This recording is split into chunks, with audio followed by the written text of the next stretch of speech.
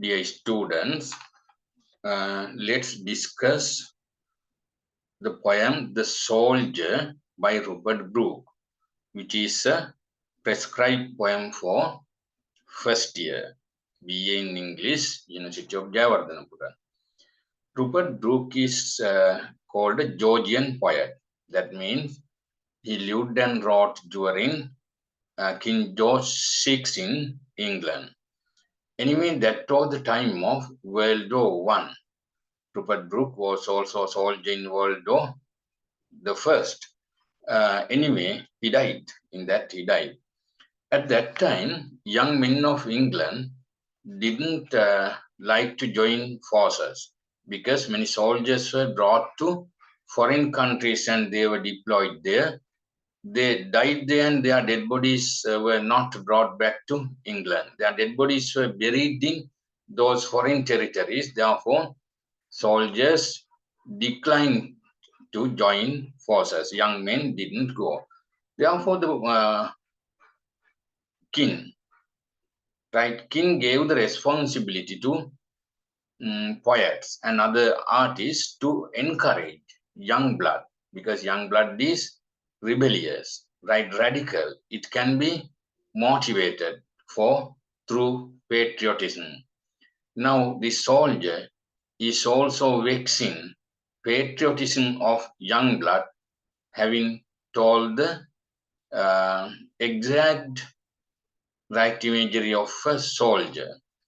Now, we should know that this idea is not this poet, if not soldier himself. That is the patriotic view that he has been given by the ruling authority. Right? Whatever ruling authority says, many people like to accept because rulers know how to deceive the people. So therefore, this poem can be identified as a deception of patriotism, right? It's not the realistic. The narrator is the soldier, is a soldier fighting for England in a foreign territory. He says, if I should die, is a sonnet with octave and sextet, first 8 lines and other 6 lines. In octave, he says, if I should die, think only this of me. I may die. I will die in the battlefield. Think this of me, only this of me. That there are some corner of a foreign field. I will not die in England. Being a soldier, I will die in a foreign country when fighting for England. I am so patriotic. I love my motherland.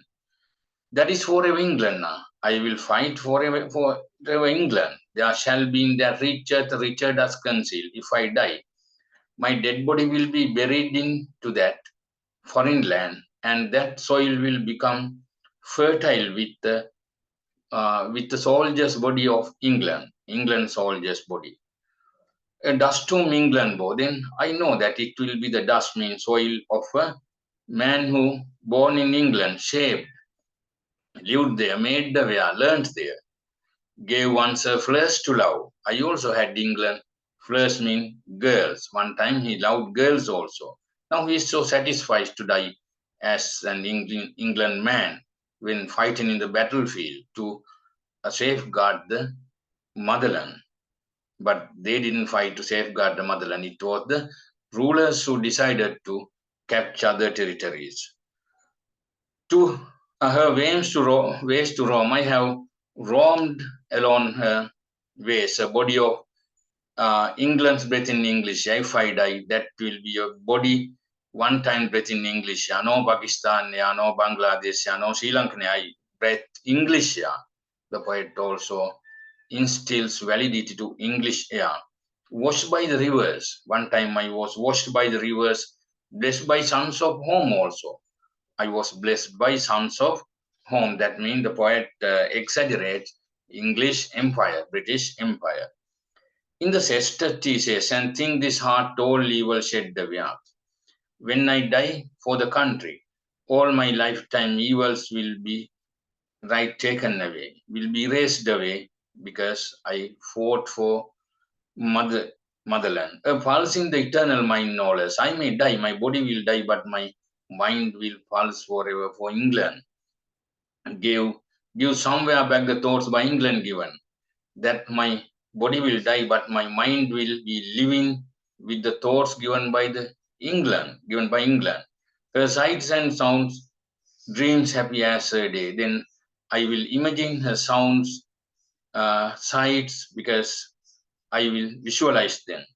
And laughter learnt of friends and gentleness of England, those things I will also imagine then, visualize. My mind will visualize them, though my body will be dead, will be buried.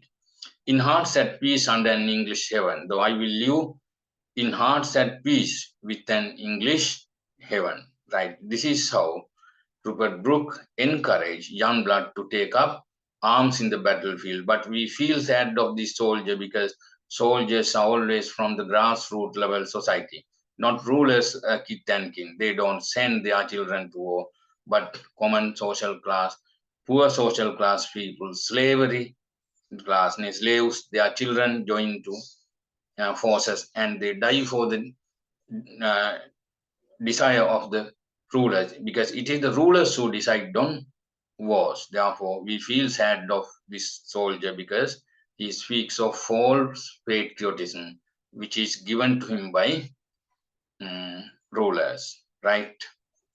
Let's meet again. Goodbye.